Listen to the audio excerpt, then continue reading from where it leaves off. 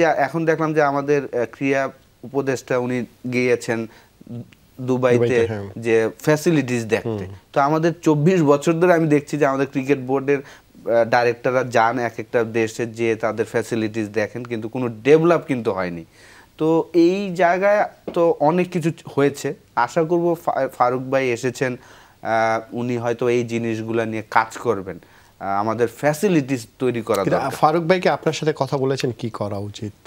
না, ওই বিষয়ে আমার কোনো কথা হয়নি। আমি জাস্ট আপনাকে কি বোর্ডে থাকার জন্য আমন্ত্রণ জানানো হয়েছে? কথা হয়েছিল, শুরুর দিকে কথা হয়েছিল, তারপর তো আসলে আমিও ইংল্যান্ডে খেলা নিয়ে ব্যস্ত ছিলাম।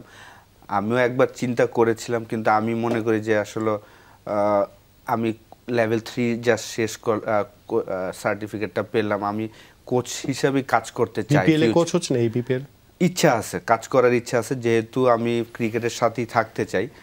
আমার কাছে মনে হয় যে বোর্ড ডাইরেক্টরের থেকে হয়তোবা কোচিং লাইনে আসলে বেশি বেনিফিট হবে। আমি আমার এক্সপিরিয়েন্সটা শেয়ার করতে পারবো। একটা এলিট প্লেয়ার বলেন, একটা ইয়াং প্লেয়ার বলেন, তাদেরকে হয়তোবা আমি চেষ্টা করব, কারণ আমার লাইফে সাকসেসও আছে আবার ফেলিয়ারও আছে। সব কিছুই হয়তো আমি তাদের বলতে পারবো যে কেন এই সিচুয়েশনটা হতে পারে।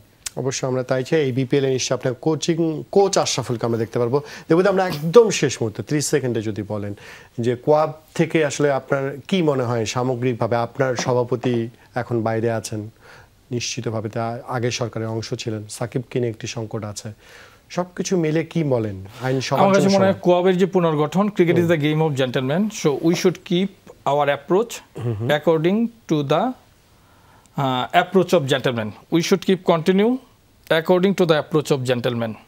এটা হচ্ছে আমার কোয়াব সম্পর্কে। তবে আমি কোয়াবের পুনর্গঠনটা খুব দ্রুত চাই, সেটা আমি সব জায়গায় বলছি এবং আমার জায়গায় আমি জানাচ্ছি, আমার সভাপতিকেও আমি অবগত করেছি অনেকবার এটা। তবে আমার মনে হয় ক্রিকেট একটা পরিশুদ্ধ ব্যাপার, সবার সম্মানের দিকে থাকা উচিত। তাহলেই তো হয়। আপনি নিজে সরে গেলে তো জিনিসটা উদাহরণ হয়ে যায়। আমি তো নির্বাচিত এবং আমার কি কোনো ফল্ট আছে?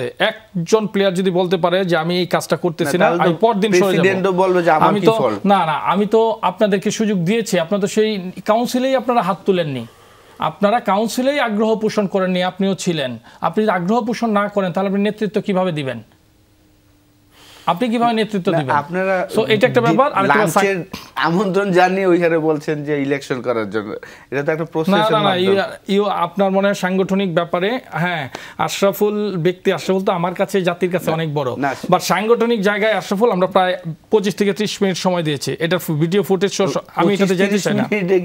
হ্যাঁ, অবশ্যই কথা থাকবে, সবকিছু থাকবে, বাট আমার কাছে মনে হয় আপনি পর্যাপ্ত সময় পেয়েছিলেন আশরাফুল।